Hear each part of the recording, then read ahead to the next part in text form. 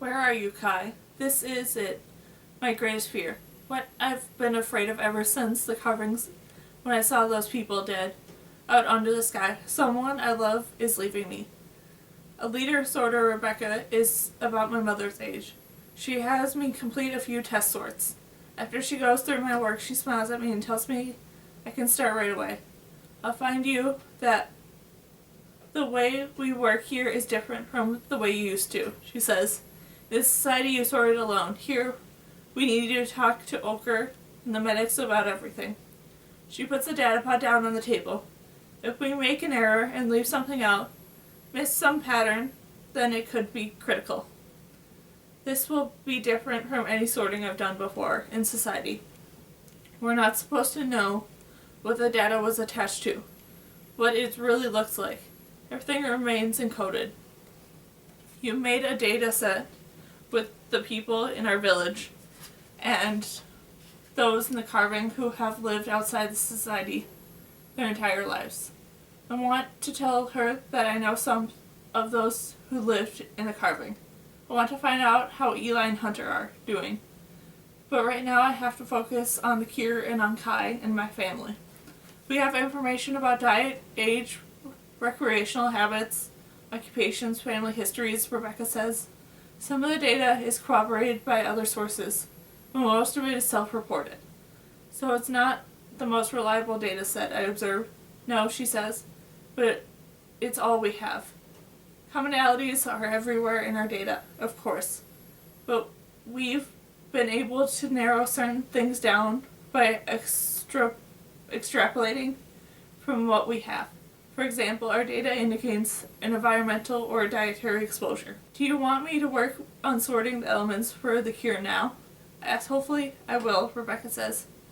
But I have another project for you first. I need you to solve the constraint optimization problem. I think I already know what she means, but it's a problem that's been on my mind since I realized that there was no cure for the mutation.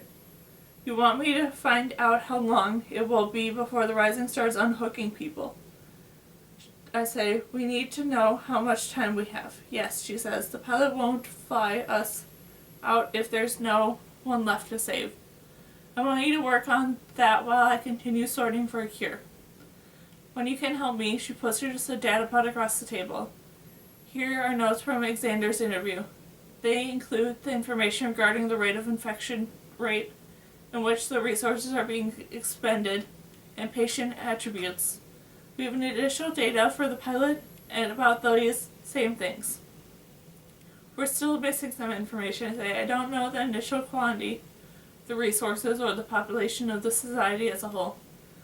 We have to extrapolate the initial quantity of resources from the rate of expenditure, she says. As for the population of the province as a whole, the pilot was able to give us an estimate of 20.2 million. That's all? I asked then. The society was much larger than that.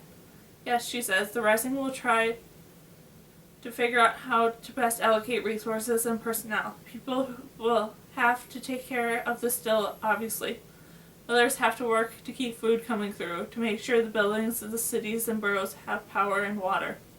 And even if a small pocket of people is safe during the contracting the initial plague, there's only so many of them. And they're the ones who are going to have to care for everyone else. I need to know how many people are out there, how many people are likely to be immune. I have to figure out how many people are likely to go still, what percentage of those sick and immune can reasonably keep alive, how quickly the percentage will decrease. Ochre estimates is that 5 to 10% of the population is generally immune to any plague. Rebecca says, so there will be that group, as well as a very small group of people like your friend Alexander who have initially immuned and then contracted the live virus at precisely the right time. You'll need to take both of these groups into account.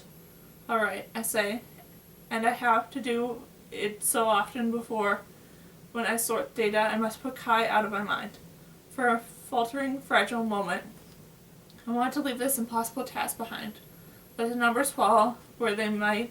I walk over to the little room where Kai is and I hold him. The two of us together in the mountains after coming through the canyons. That can happen, I tell myself, only a little farther now. Like a journey in, and I did not reach the poem.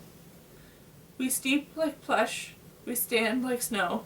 The waters murmur now, 3 rivers and hills are past, 2 deserts and the sea. Now death usurps my premium, and gets the look of thee. But I will rewrite the last 2 lines. Death will not take the people I love. Our journey will end differently. It takes me a long time because I want to get it right. Are you finished? Rebecca asked quietly. For a moment I can't look up from my results. Back in the carving I wish for a time like this. A collaboration with people who have lived on the edge instead of...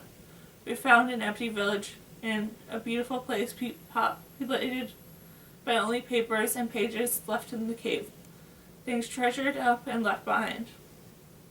We are always fighting against going quiet, going gentle.